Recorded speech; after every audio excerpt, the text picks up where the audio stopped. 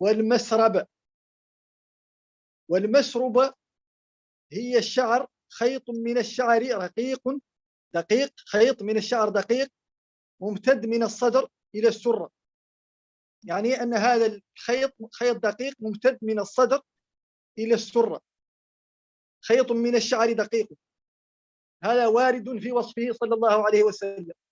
دقيق مسربة الشعر في صدر لبطن، يعني أن المسربة والمسربة هي الشعر، هي خيط من الشعر ممدود من الصدر إلى السرة. هذا كان موصوفا به صلى الله عليه وسلم. نعم.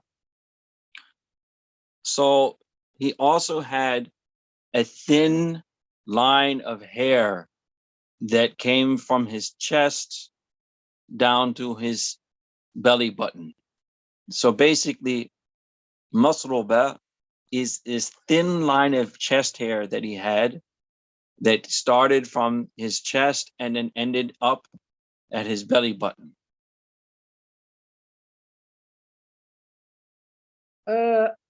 كان النبي صلى الله عليه وسلم عنقه كجيد دميته، يعني رقبته وجيده كعنق جيد الدمية، والدمية التمثال.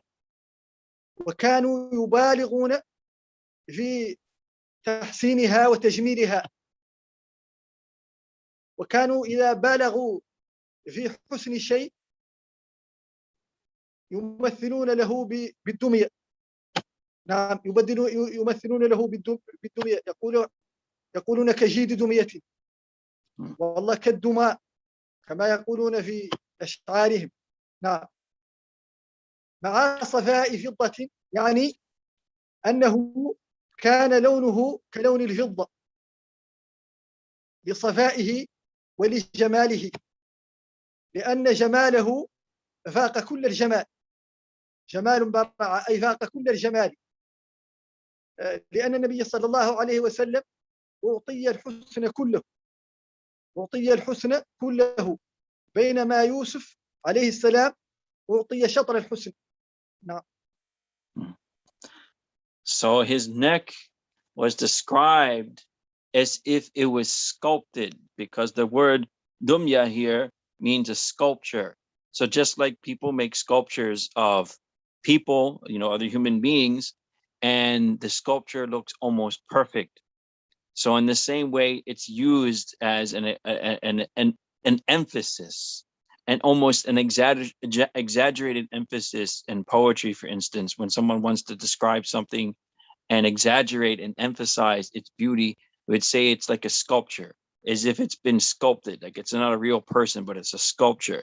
So that's why his neck was described as if it was an excellently sculpted, a sculpture of someone, not a real person, because it was because of its beauty, because of its purity and its beauty, meaning that it was so clean and so perfect, so to speak, that it would seem like it's silver, like literally like something made out of silver. So the beauty of Rasulullah sallallahu alaihi wasallam is really superior to every other type of beauty. In other words, the beauty of Rasulullah sallallahu alaihi wasallam is the sum total of all beauty, where Yusuf alayhi salam was given half of beauty.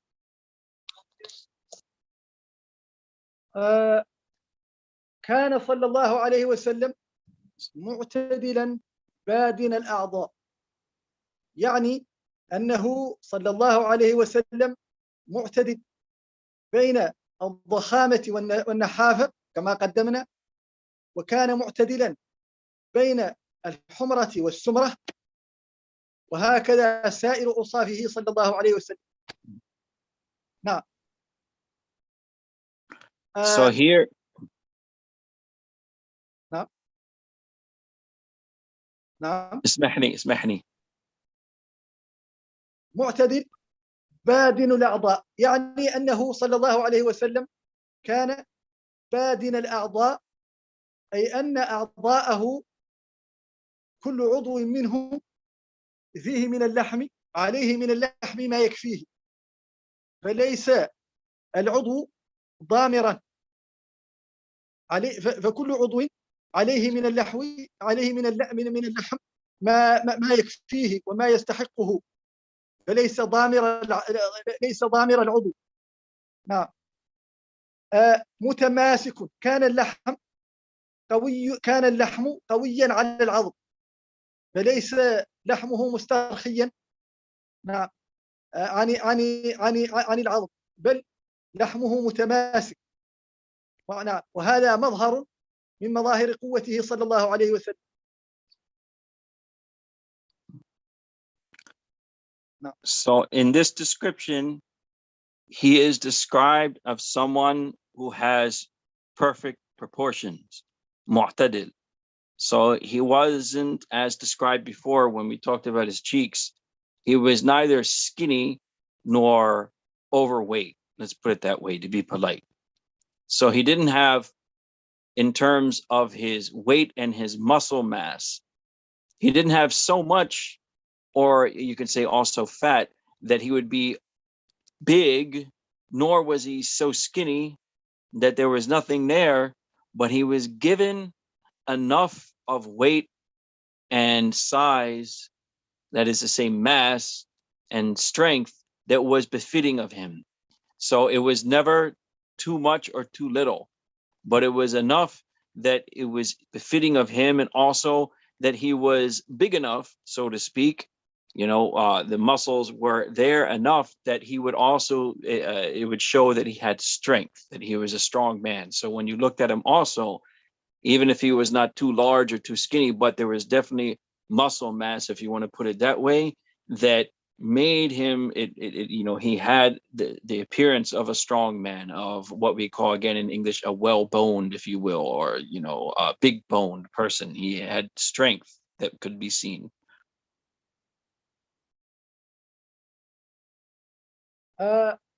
كان صلى الله عليه وسلم سواء البطن والصدر، فبطنه ليس مرتفعا عن صدره، وصدره ليس مرتفعا عن بطنه، بل كان سواء البطن والصدر. وكان صدره عريضا، أي بعيد ما بين المنكبين، أي واسع الصدر. وكان غاض الطرف، نظره إلى الأرض أطول من نظره إلى السماء. نعم. And it is said that his stomach and chest were both equivalent. That is to say that his stomach didn't protrude beyond where his chest was, but rather his chest and his stomach, if you would be in one line. That is, that one didn't protrude over the other. And also it was the same size even in width. And the width of the chest of the Prophet ﷺ was that it was wide. He had a big chest. He had a wide chest. What was between his two shoulders, that part of his chest, was wide. So also his waist, if you want to put it that way, they were all in line. So neither did his stomach protrude past his chest, and neither did his waist, or you want to say that part of the stomach, the sides of his stomach, go past his chest. They were all in line with his chest. And his chest was also described here as being wide. He had a wide chest. Also, it said he's qalbid, which means that he always lowered his gaze more than he ever looked upward. So he would most of his time keep his gaze down towards the ground rather than looking up into the sky. كان صلى الله عليه وسلم ضخم الكراديس، والكراديس جمع كردوس، وهي العظام الكبار، والمشاش العظام الصغار، والكتد هو رؤوس الأعظام، أرؤس العظام. فهذا كله كان قويا منه صلى الله عليه وسلم، وهذا دليل ومظهر من مظاهر قوته صلى الله عليه وسلم. So here basically it is said that his bones and his joints, okay, both big bones and small bones, literally, as was translated here, his bones and his joints, as well as his shoulder blades, all of these were large. In other words, it's kind of like the word I used before. In English, we say big bone. And what we mean by that by having these large bones and joints and large shoulder blades, those the indication there of big bones and big joints and large shoulder blades, the indication there is of strength. So he appeared again a man of strength, of great strength.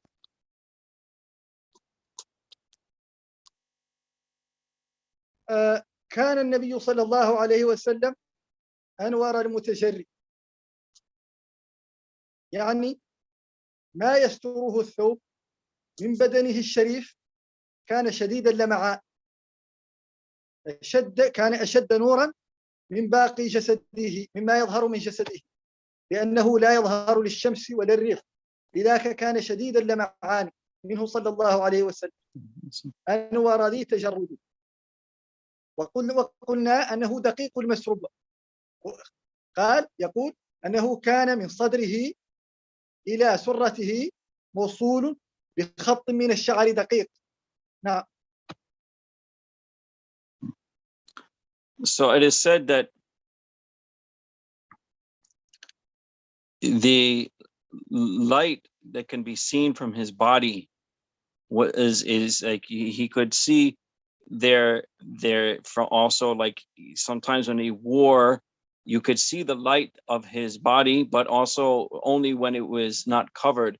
When sometimes he would wear something that was, let's say, thin, or it had, you could see through it, then you could see this line of hair, this thin line of hair that stretched again from his top, or his let's say again the top of his chest to his belly button.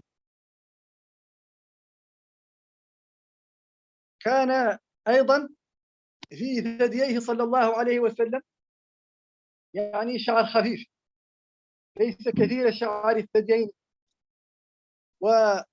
وكانت كثرة الشعر في جسده صلى الله عليه وسلم في أعلى الصدر وذراعين، هذا هو محل كثرة الشعر وكثافته.